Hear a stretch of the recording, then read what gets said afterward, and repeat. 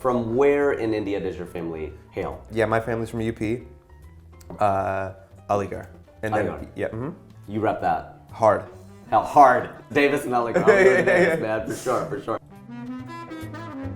In one word, what are you? One word, I guess I'm a comedian. That's a fair. Yeah. Comedians and cars getting coffee. I think that's I'm a official. comedian. Do you have like a motto or a slogan or like a North Star purpose statement, anything like that? Motto or what's yours? I don't know. I don't know if I have one. No, it is. It is to make as many people laugh and think as I can.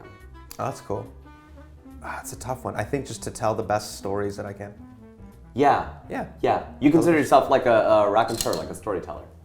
Yeah, I just think I try to use whichever medium I'm in to tell the best story. Yeah. I can see that. Yeah. I can see that. I mean, obviously with Homecoming King, that was a great example of that, which congratulations, by the way. Oh, thanks. Phenomenal performance. What was that like great. for you? Because you know me so well, and then for you to see that, Yeah. it'd be like, whoa, I didn't know all that about Davis. I didn't know all that about his Yeah, story. I knew like surface, I knew some of it, like an inch wide and a mile deep, and other stuff the other way around. Right. But it's great, like, as I tell people, I'm like, yeah, he's my old roommate, it's amazing the reaction that gets. Like, people are like, really? Really? Like, you know him? Yeah. I'm like, and they're like, oh, for like a couple months? I was like, no, like 2 years. Like, Yeah, it's a yeah. long time. Yeah. And I was like, yeah, I like, you think about the people in your life with whom you've spoken the most. Like the number of minutes you've clocked with somebody. Right. Probably like our wives or parents or whatever. Yeah. Outside of that, I mean, you're probably top 10, 15. Right. of Oh, people right. just Chopping it up. I mean, hours, right? Like in the apartment, just breaking it down, summing it up, whatever we did. Yeah, those were like some of the funnest times in my life, yeah. I mean, think about like the conversations you get with comedians and colleagues, like during this window of time. Yeah. Like kind of before you're married, Right. when you're still in that like hustle growth mode where you're just growing, evolving, like it's a pretty awesome time. It was, Yeah. And we talked about that on the podcast. We're like, these are our good old days. Yeah, And but I do everything I can to recreate that now still. Is it my turn? I think, I lost track, I'm looking. Yeah, I think it's your turn. Okay, cool. Hopefully somebody's refereeing that, I don't know.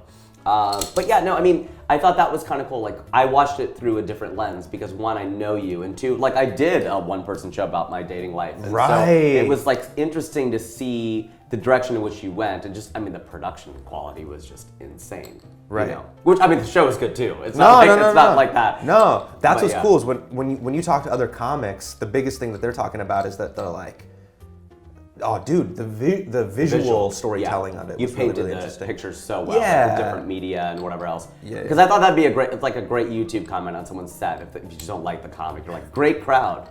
It's just like giving props to the people who are literally not on stage. Yeah. But I noticed that I felt like you started evolving and developing more as an artist when you went back and started watching like the old classics and dramas and stuff. You weren't into that stuff before. Like, I would talk about that Best Picture or whatever, and then you were like, yeah, man, I watched The Godfather. Yeah, when I watched this. And I'm like, I felt like that was an area that, you started to become much more well-rounded, and it showed in all your performances. Yeah, I think just exposing myself to other genres was really good for me. Yeah.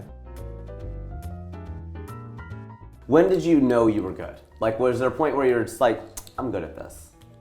Like, and we're always evolving. It's a craft. You learn. Dick Gregory, the whole thing. But like, when you go, man, yeah, dude, I'm good. I think I had, like there was windows of time in my life where it was just like, there would be blips, really.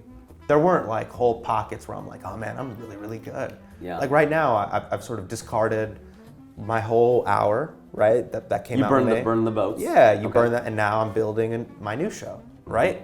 And so like, when people are like, oh, you're good, you're funny.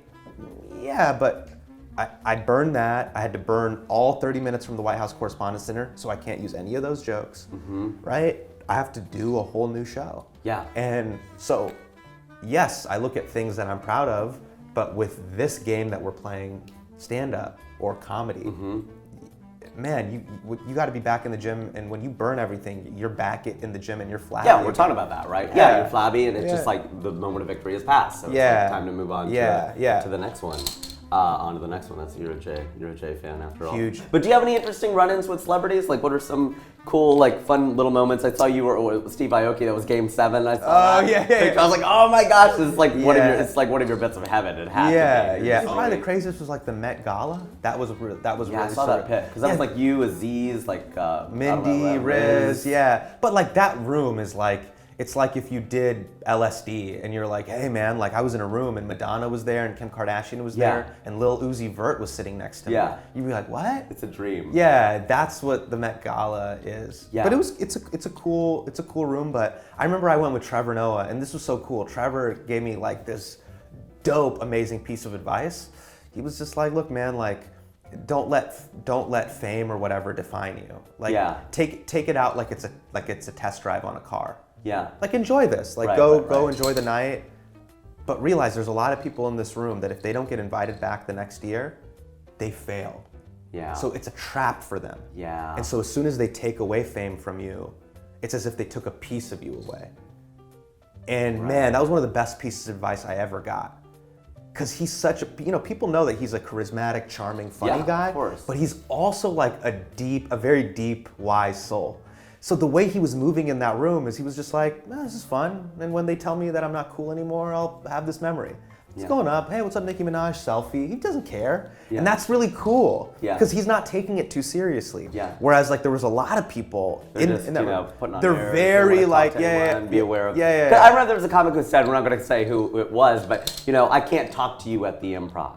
Like, because I can't be seen talking to you, like we're at different levels. And people who get into that game, just like, wow. I mean, I guess on one level it's honest. Like somebody who said that, I think it was to you. I was like, wow, I guess that's honest on some level, but it's also like, but you know how crappy that is. So why don't you change the game? Why don't you not be that person? Right. And then when you also like really break it down, when you listen to that sentence, you're just like, oh man. Yeah, that's what I've become. Or like if that's what you think like you live and die by, oh man, I'm